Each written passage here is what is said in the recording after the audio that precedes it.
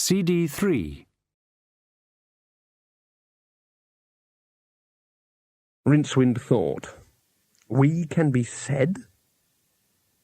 And it dawned on him what the tracery was ahead of him. It was writing on a page, seen from underneath. "I'm in the octavo," he said. "In certain metaphysical respects," said one of the voices in offhand tones. It came closer. He could feel the dry rustling right in front of his nose. He ran away.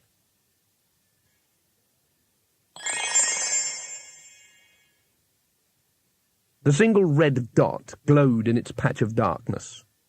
Trumon, still wearing the ceremonial robes from his inauguration as head of the order, couldn't rid himself of the feeling that it had grown slightly while he watched. He turned away from the window with a shudder. "Well," he said. It's a star," said the professor of astrology. I think." "You think?" The astrologer winced. They were standing in Unseen University's observatory, and the tiny ruby pinpoint on the horizon wasn't glaring at him any worse than his new master.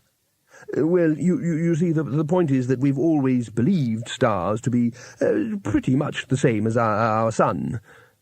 "You mean balls of fire about a mile across?" "Yes, but this one is well, big."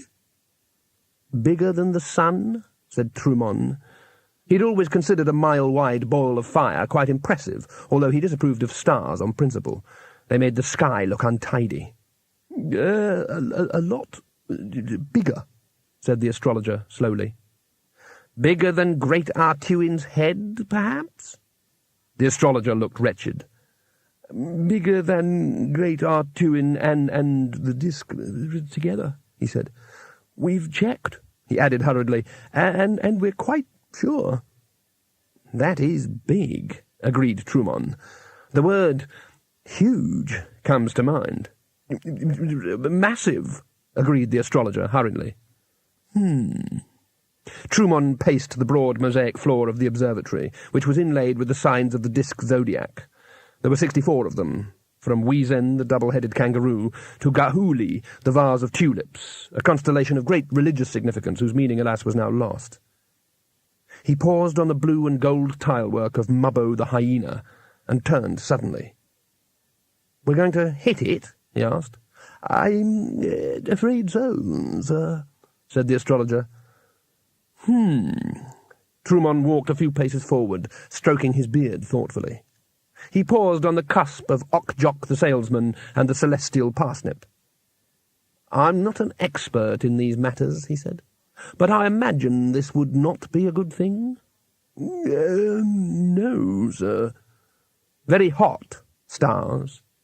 The astrologer swallowed. "Yes, sir." "We'd be burned up?" "Eventually.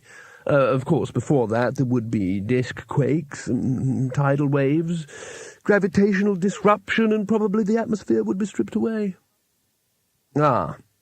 In a word, lack of decent organization."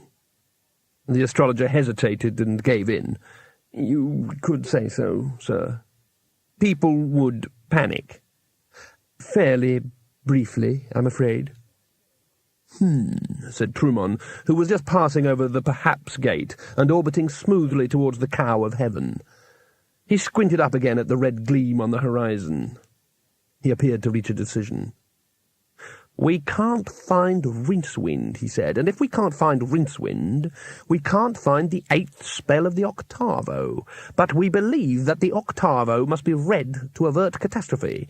Otherwise, why did the Creator leave it behind?" "Perhaps he was just forgetful," suggested the astrologer. Trumon glared at him. "The other orders are searching all the lands between here and the hub," he continued, counting the points on his fingers, "because it seems unreasonable that a man can fly into a cloud and not come out."